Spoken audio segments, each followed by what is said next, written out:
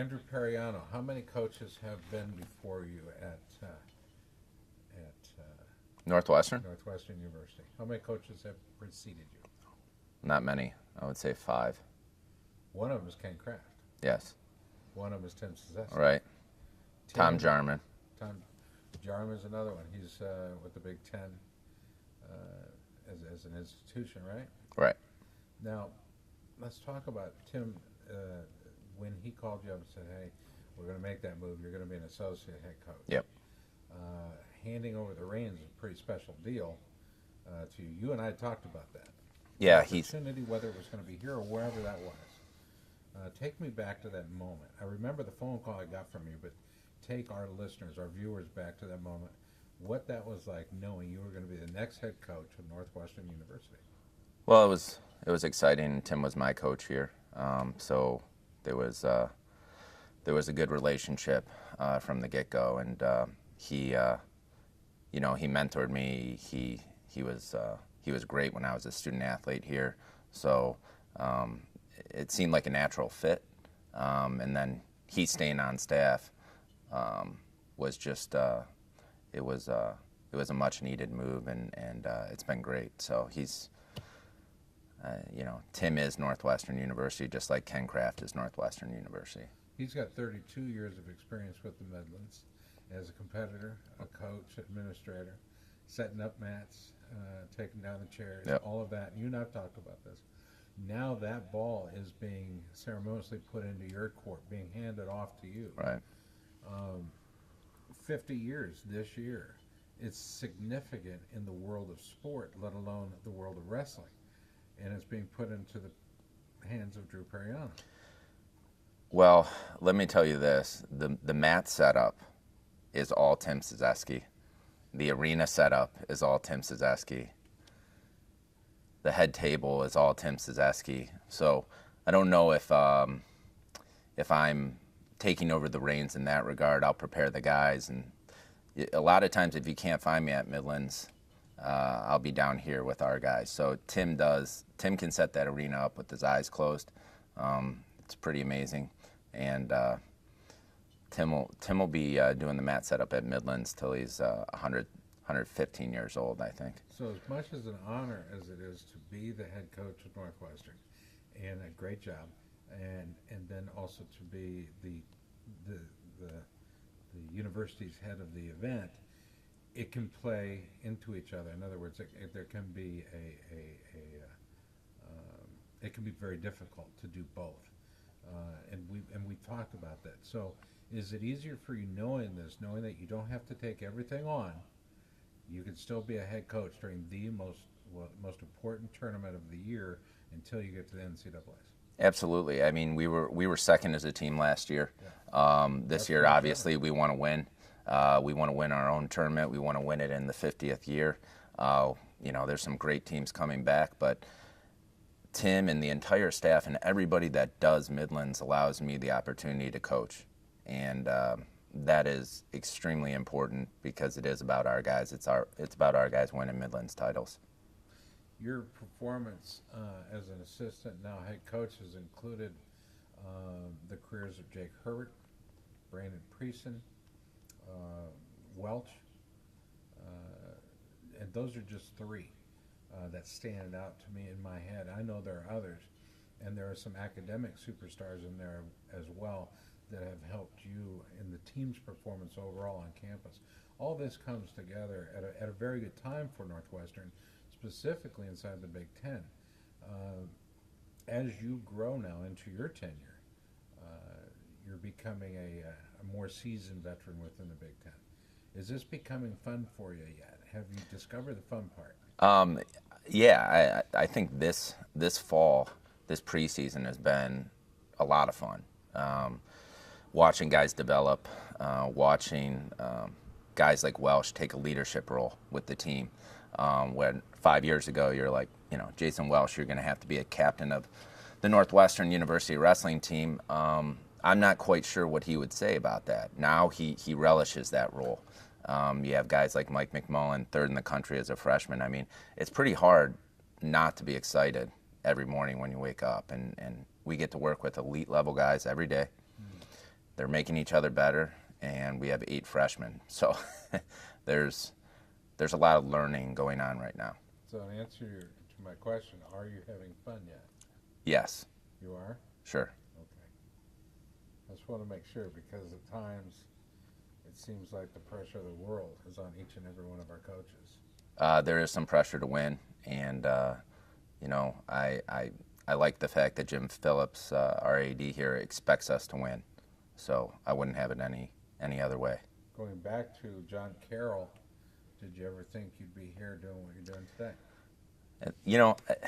I looked John Carroll up this week just to see what they have going on, and Kerry Volkman's been coaching there for I don't know how many years, and he was a great 30. Yeah, he was a great mentor for me as well, and I checked them out a lot, and it was a great place to start a coaching career, and it helped me get here. Bill Scheer called you one of the best and brightest young coaches in the country, and Northwestern is lucky to have him. Do you sit up a little straighter when someone like Bill or Kerry Volkman or Tim Szewski or Dan Gable or whoever is talking about you? Do you sit up a little straighter when they offer up their opinions? I don't think so.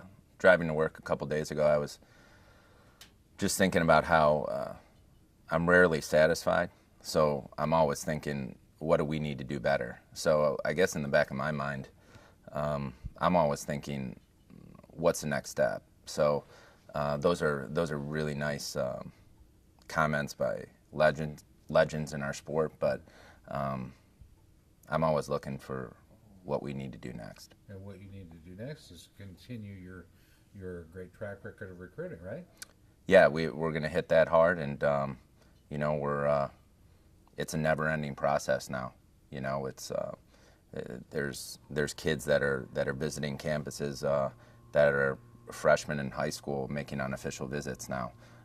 Parents understand the process. They understand that it's a bit of a business now. But they call you the hardest working recruiter in the country. I don't know about that.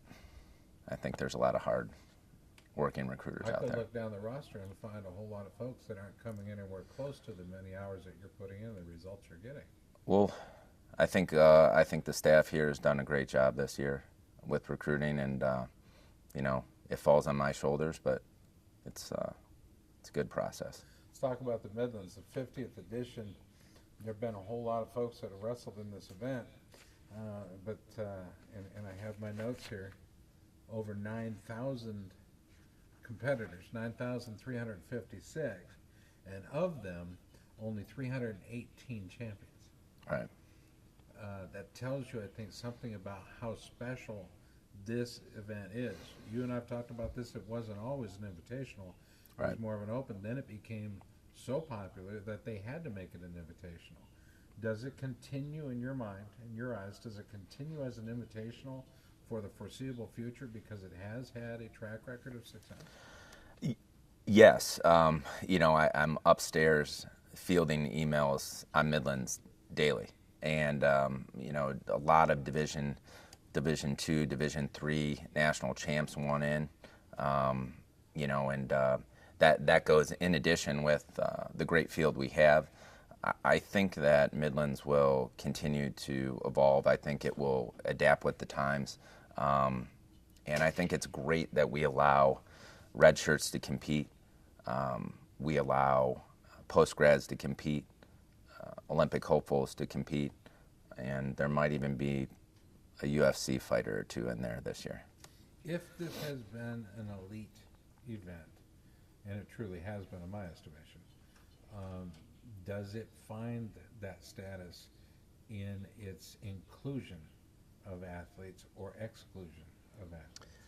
That's a great question. So we're at a number right now with the Midlands where there needs to be some cutback. We're probably, the demand's so high that it's the 50th.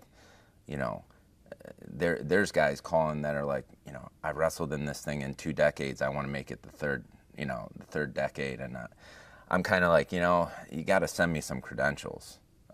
This thing could be 550 people if we don't put a cap on it. So everybody wants in. It's up to us to find the best 360, 370, because that's what's comfortable.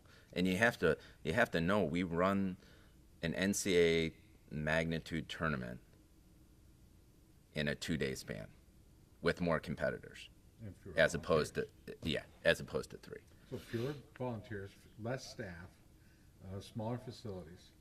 I mean, we're holding it in one of the grand arenas in all of college sports. It is famous. You know what I'm saying?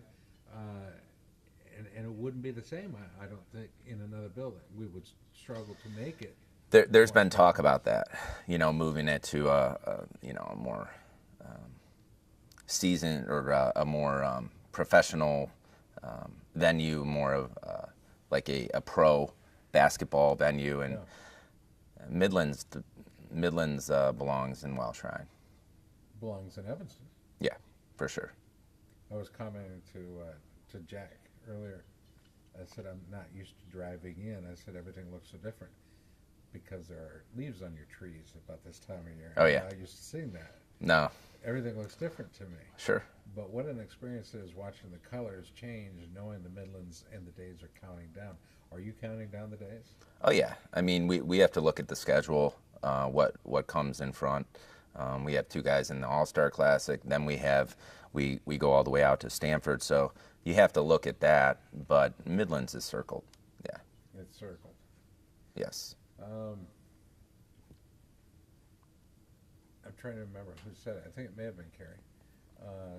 Said of your family, one of the great wrestling families to ever come out of the Ohio Valley. Mm-hmm. How do you feel about that? I feel like the Jordans and the Durnlands and the DeSabatos and a bunch of other families have something to say about that. Because we've only had 2 guys compete, 2 Parianos. So Juanita probably needed to have a couple more sons to get in that elite group, I think. Tell me about your experience at the Midlands as a competitor. I look back and I can't remember what year it was that the year I placed in it, and I wrestled at least 3 or 4 post grads, and McElravy won it. I think Freed was in there. I could be wrong. McElravy won, Freed, Bono. I ended up wrestling a Wildcat Wrestling Club guy named Alex Coriano. I think in the placing match, Betsy would know.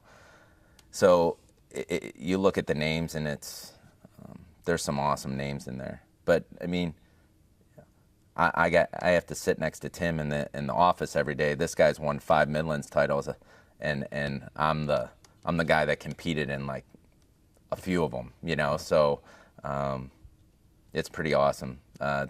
Timmy's nickname is Timmy Midlands.